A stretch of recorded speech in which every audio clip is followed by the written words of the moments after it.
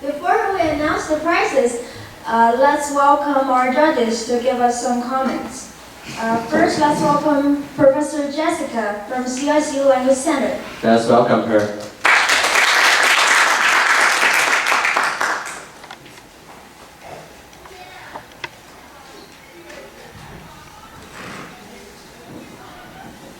Alright, thank you all for coming out and participating.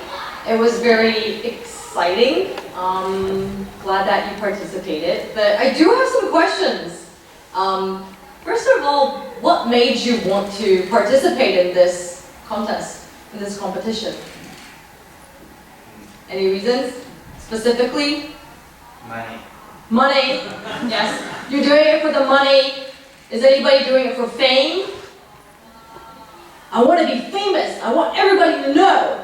Are you doing this to practice your English? Yeah, right. Bullshit.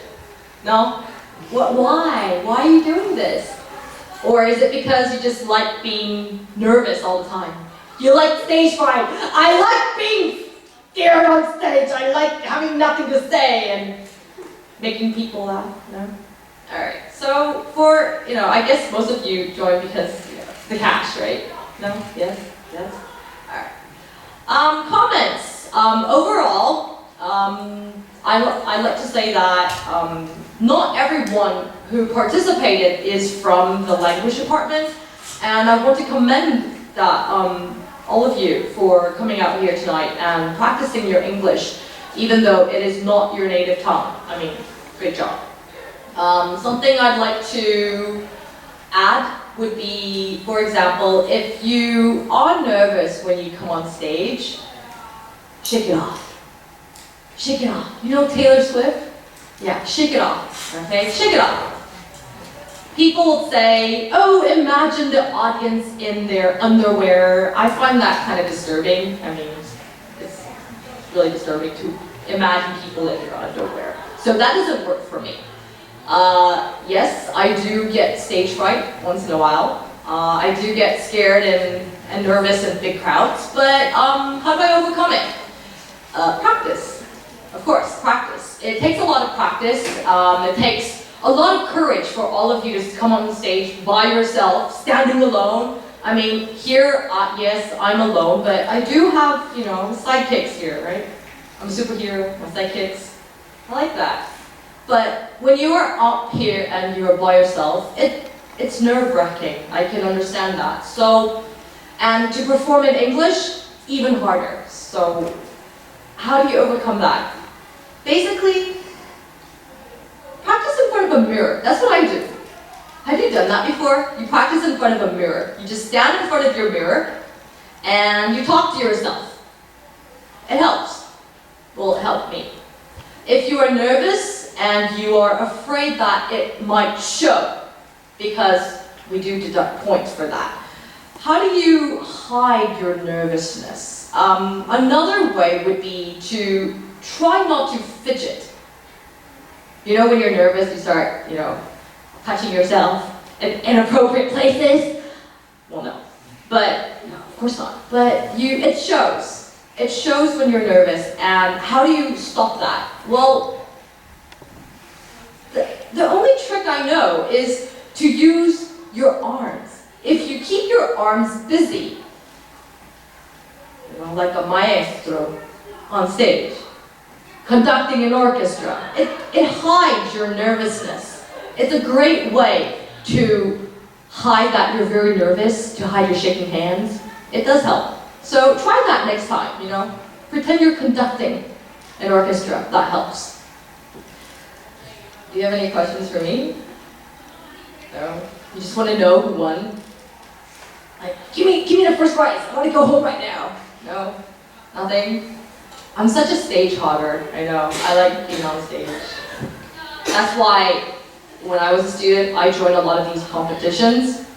It wasn't for the prize. It wasn't for, practicing. I just like being on stage. I like being in the limelight. No? No takers? Alright. Alright. Thanks.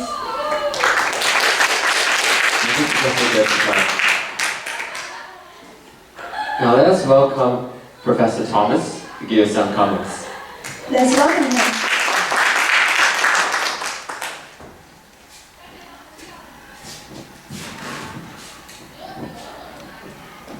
Right, so thank you very much for some nice speeches.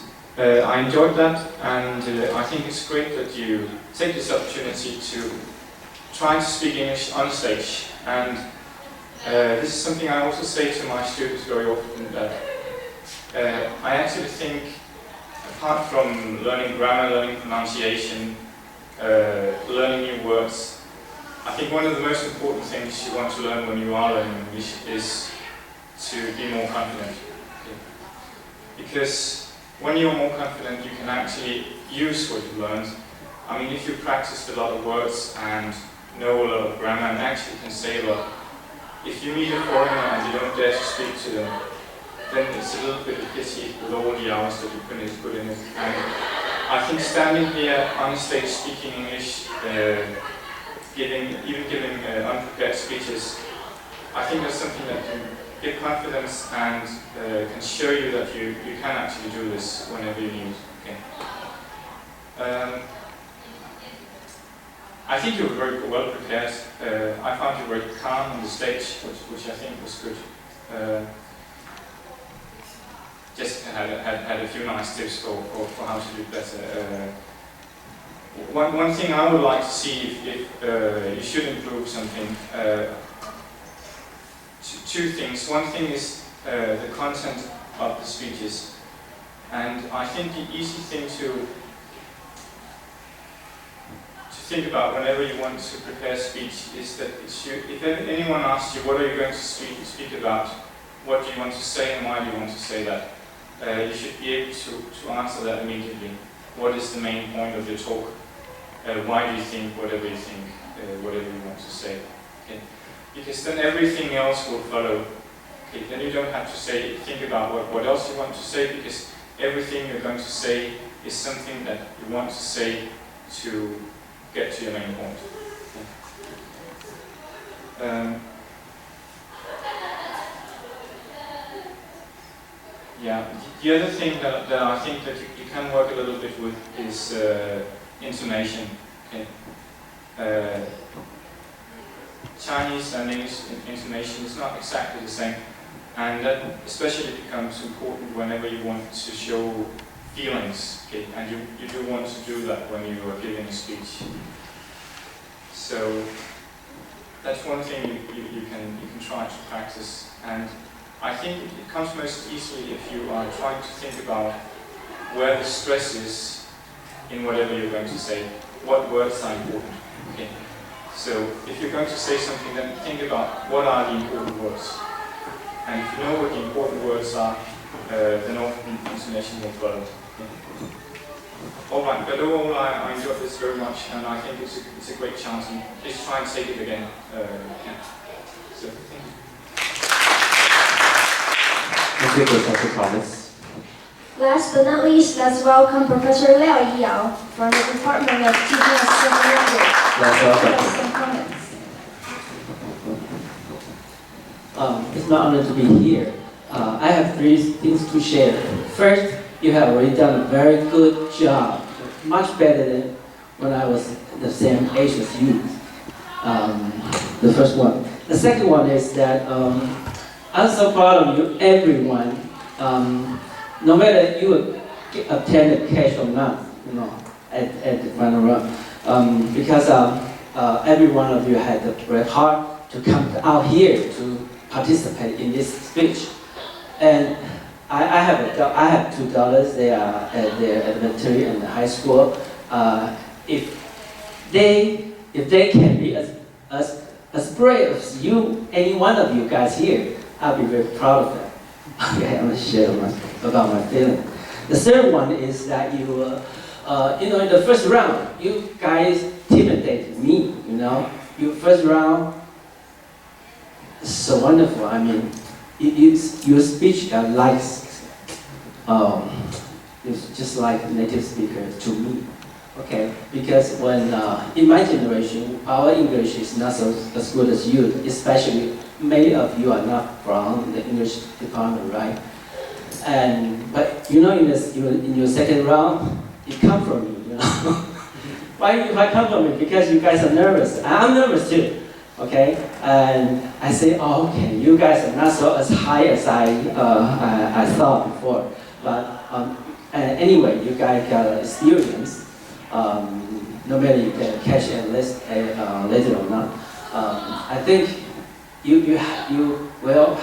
all of you will have a very sweet memory after this night.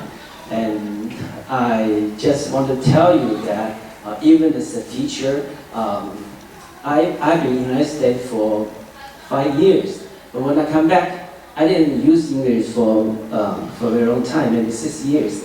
So I'm still very nervous. But well, English, second language is just like, learning second language is just like riding a bicycle. If you don't drive, if you don't ride, you forget it. But if you keep on riding it, no matter, if you have your style.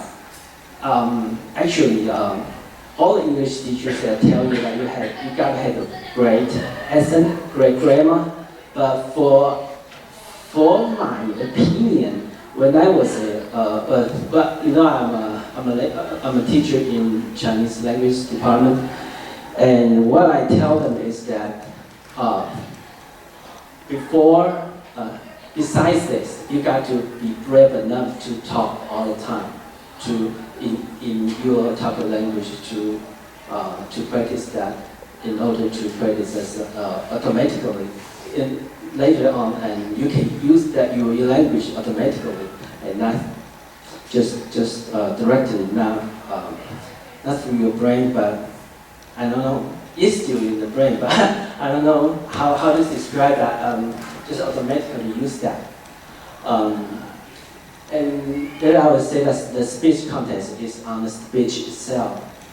English is adjacent to describe where the speech, the tool that your speech should go. So